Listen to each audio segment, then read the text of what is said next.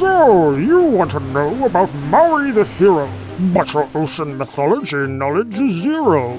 Who is this character? What is his tale? This historical anecdote should give you some scale. The explorer, Verrazano, in 1603, set sail from Europe and crossed the wide sea. He packed his biscotti, his hatches he banned, the first European to get to Manhattan. Now, imagine if Geo, arriving on shore, and meeting the people who lived there before, if those indigenous people who called it their home were worshipping gods from his own ancient Rome. Imagine he looked to Long Island sandbars and saw ancient temples to Venus or Mars, with old Roman music on lutes and on lyres, telling stories of Hercules round their campfires. The idea makes no sense. The Romans were good at sailing, but there's no way they possibly could have spread any culture so far from their home. There's 4,000 miles to New York from Rome. That distance of ocean, no sailor could span it.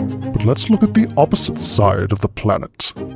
From the south of New Zealand to the Hawaiian Isles, that's a voyage at sea almost 5,000 miles, and yet the mythologies spanning that space are remarkably similar from place to place. The names might be different, the stories may change, but no more than Grimm's tales at a fraction that range. It's amazing that stories could make that traversal, and one mythic figure is nigh universal.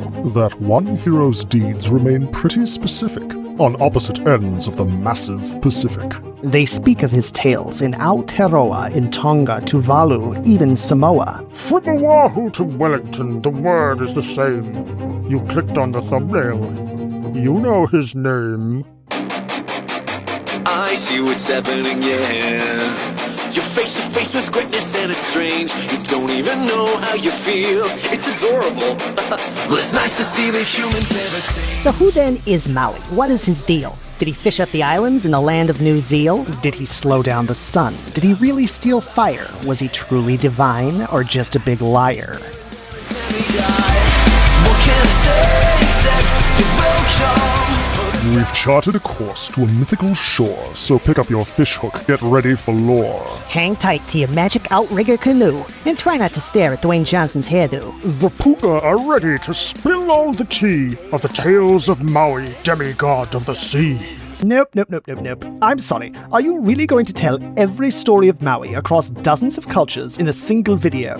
Are you going to specify all the differences? This isn't the lore of Faerun or Narnia or Lorwyn you're talking about. These are the sacred beliefs of several peoples. Look, if you want academics, maybe don't go to rhyming shapeshifters on a small YouTube show. But okay, we'll mostly use Maui as told in the free land of Aotearoa, what you call New Zealand. For simplicity, we'll use the Maori names, though parts of the story might not be the same.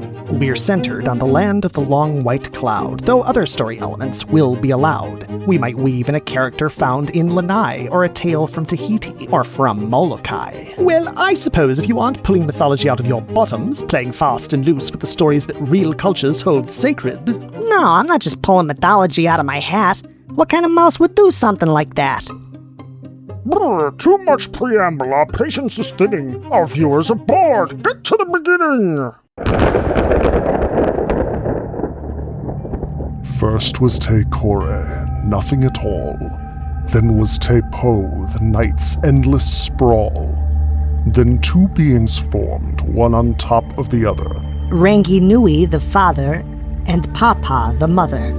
This titanic couple took up all of space. Between them, the world was a flattened, squished place. Their children were born in that flattened existence. Like worms, these gods crawled against crushing resistance.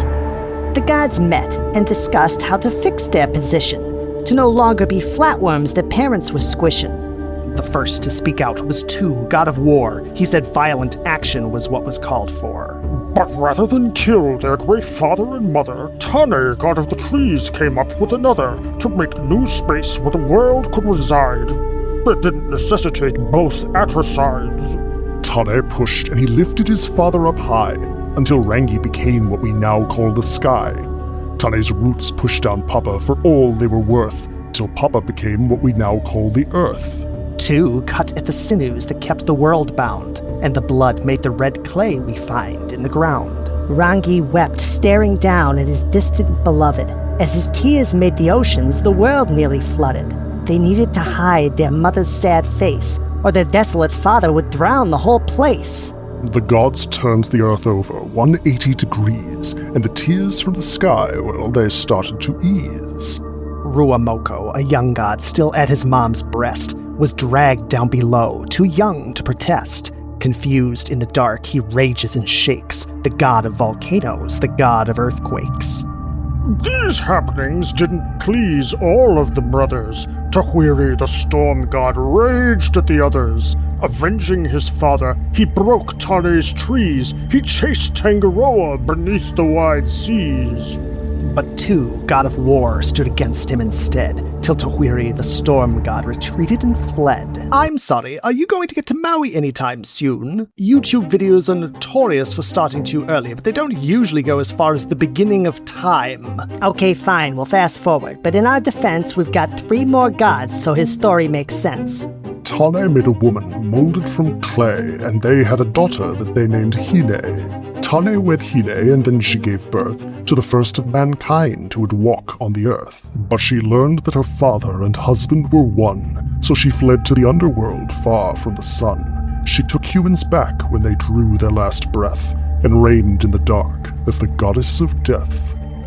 As for the sun, he raced through the sky. Days started and ended in the blink of an eye. Tamanui Te Ra, or just Ra, the sun god. Same name as his bird solar deity. Odd. And finally fire, Mahuika, she went down to the underworld to hang with this gent. Ruamoko made earthquakes, those deadly disruptions, and she gave him lava for fiery eruptions. Okay, setting established. Let's get to the plot. Thank goodness. Here's your once upon a time, ready or not. In that harsh, early world, the sun rose and it set, in the blink of an eye before ice could thaw yet. People huddled for warmth with a shivering noise, and a woman, Taranga, gave birth to 4 boys. The 5th child died before it was born, and she took his small body to the seashore to mourn. On the beach she wept and bent down on one knee, and with a prayer to Tangaroa, gave the child to the sea. Now she prayed to the sea god, not the goddess below, so to the maiden of death the child's soul did not go. But something else happened, a strange thing indeed. The body was nursed by the floating seaweed. Tangaroa, the ocean god, picked up the child, looked down at the body, and suddenly smiled. His mana went into the child's remains. Like a father, his blood flowed in the little one's veins. Like a mother, the god pushed the child to life. Meanwhile, the boy's first father wept with his wife. The baby grew to a boy, and the years felt like hours. The child grew strong, learned magical powers. The boy could transform into each type of bird, gained phenomenal strength of which legends are heard. So one day he returned. He went back to his folks, who assumed he was playing one very sick joke. His 4 brothers sneered, "Get rid of this louse." But he said, "I am Maui, 5th born of this house." But they did not believe this boy was their child, so they sent him away, back out into the wild. Now in those days lived an old giant queen, endlessly hungry and frighteningly mean. The people all feared her, their spirits were beaten. They gave her their food, lest they might be eaten. Now, seeing this, Maui came up with a plan to end the cruel reign of this kaiju gran-gran. With one hand, he picked up her daily food stash, then carried it off like a brawny DoorDash. He went to her house, hid her food neath a tree. The smell was delicious, but too hard to see. Then up came the giantess, massive, tattooed, searching in vain for her drop-off food. "Oh," Maui said, "your food, it smells great. Aren't you hungry? Why do you wait?" The giantess growled. Her stomach did too. "I know where your food is," said Maui. "Do you?" As she looked, she grew weaker. She began to degrade. She demanded her food. Maui said he would trade. He wouldn't say more, that rascally devil. But she agreed, overcome by her blood sugar level. He traded the food for a gift of his own. He demanded the giant give up her jawbone. Her jawbone was magic, and Maui could tell, and she needed her jawbone to eat him as well. She agreed and no longer ate people up. She could only eat food through a straw from a cup. With a smile and a skip, he got busy escaping, with his magical jawbone huge and misshapen. That's right, it's a jawbone, so much more badass. Well, the movie's for kids, so we'll give them a pass. But when he came back, his fam was in trouble. They ran for their lives, their house was in rubble. Tunaroa, the giant primordial eel. Its roar was like thunder, its fangs were like steel. This monster was not like the eels seen today. They're ugly but harmless. That's a moray. Boo! Tunaroa was massive, looming over the town, feasting on people and gulping them down. Maui moved quickly, got into its reach, ran past the rubble and down to the beach, tied the bone to a rope which he wrapped round a seal, and shouted and waved to get seen by the eel. Tunaroa the monster loomed up and towered, and unhinging his jaw, half the beach he devoured. Maui held to the rope, let it slack for a length, then pulled down the monster with all of his strength. With a tug, Maui pulled Tunaroa to shore, where the eel beached and fought, till it struggled no more.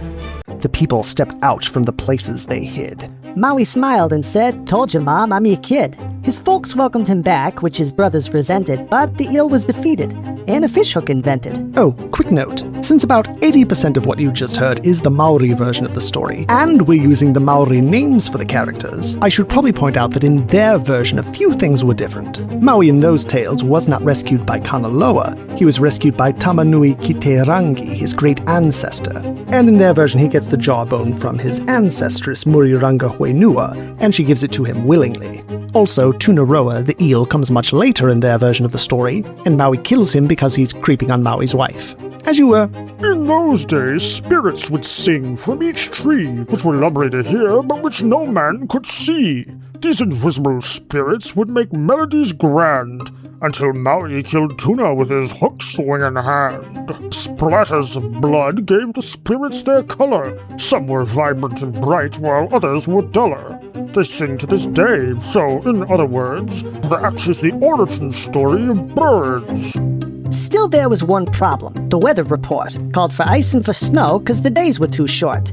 Like an ADHD solar deity guy, Ra, god of the sun, always raced through the sky. And so several years later, when Maui was older, he awoke in his room, which was freezing or colder. He gathered his brothers, frozen breath in the air, and said, "We're in Polynesia, this cold is not fair." He told them the things that they needed to get to weave and assemble the first fishing net. So they sailed, then they walked all the way to the verge of the gigantic hole where the sun would emerge. At the first sign of sunlight, the great net was cast. When the sun rose, they caught him and held the god fast.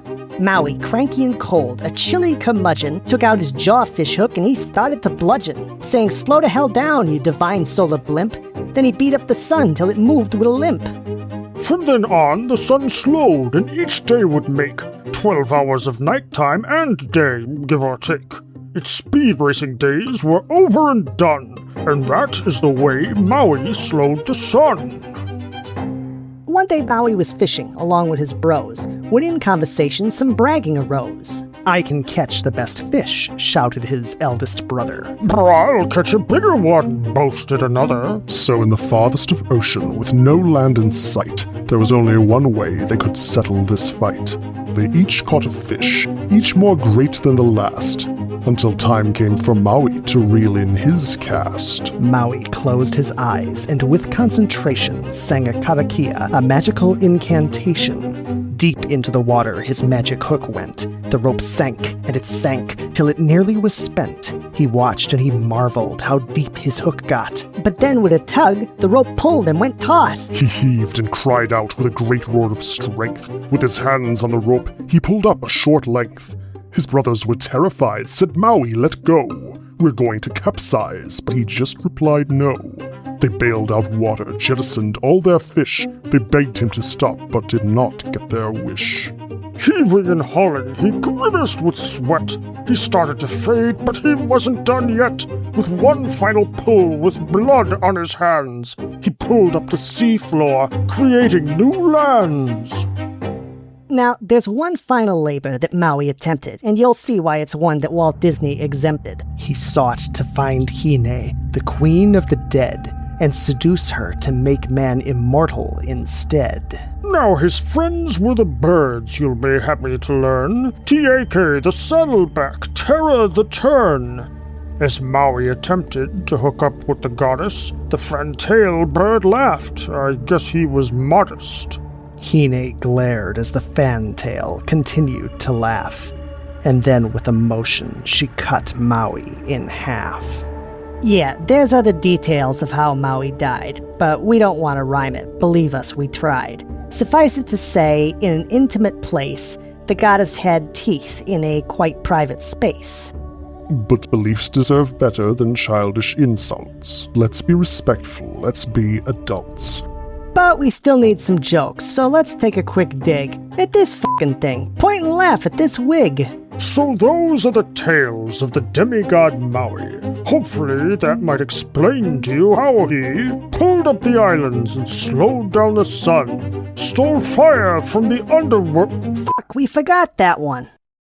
Maui wanted to cook, so one time he went down and found Mahuika deep underground.